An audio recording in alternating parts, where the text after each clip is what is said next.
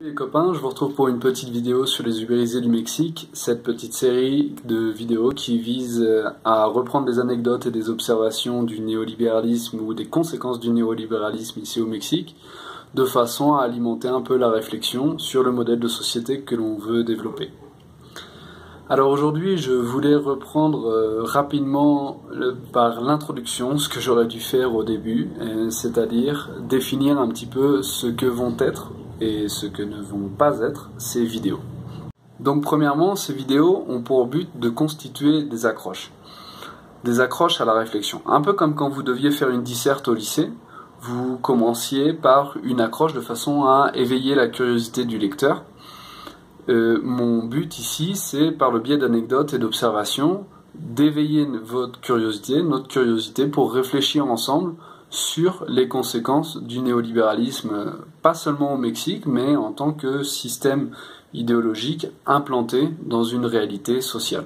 Deuxièmement, un point important que je voulais souligner, ces vidéos, comme je vous le disais, sont des accroches à la réflexion, donc elles n'ont pas pour but d'être le résultat d'un travail bibliographique, mais véritablement plus du vécu et de la réflexion sur la base de ces expériences. Le dernier point que je voulais évoquer avec vous, c'est cette question du fait d'être étranger et de parler d'une réalité qui n'est pas celle de mon pays d'origine. Alors je sais qu'éventuellement en tant que Français ça fait pas forcément trop débat, mais ici au Mexique c'est une question et un peu un reproche auquel je dois faire face quand je fais preuve d'esprit critique vis-à-vis de la réalité qu'on vit.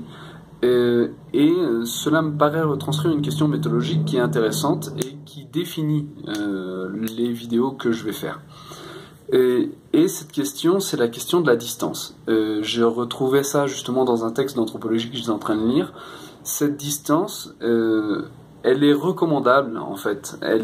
Parce que cette distance nous permet de voir ce qui est de l'ordre du naturel pour les gens, mais qui aurait été de tout temps, alors que en fait ce sont des constructions sociales, des constructions culturelles, et c'est quelque chose qui est plus facilement identifiable du fait d'une distance, qu'elle soit géographique ou une distance sociale. Je vais essayer de mettre à profit dans ces vidéos ma distance géographique et sociale, socio-culturelle avec le Mexique, malgré tous les affects et l'amour que j'ai pour ce pays, de façon à générer la réflexion sur le néolibéralisme et ses conséquences.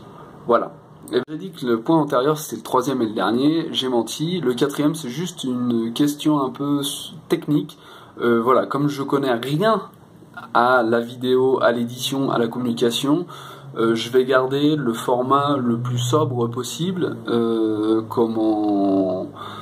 de façon premièrement à ne pas perdre un temps que je n'ai pas, deuxièmement à ne pas faire un truc trop kitsch, immonde, et troisièmement pour laisser la place aussi à ceux qui veulent m'aider, faire partie un peu de cette initiative. Voilà, c'est pas quelque chose de fermé en soi, au contraire, toute l'aide est bienvenue. Voilà, c'est tout pour aujourd'hui. J'espère que vous aurez un petit peu plus de pistes sur qu'est-ce que vont être ces vidéos, qu'est-ce que vous pouvez attendre ou non, et très prochainement je sortirai une petite vidéo pour reprendre un petit peu les piliers fondamentaux du néolibéralisme comme socle de base, de façon à avoir une réflexion possible avec les mêmes concepts. Voilà, je vous embrasse, ciao, prenez soin de vous.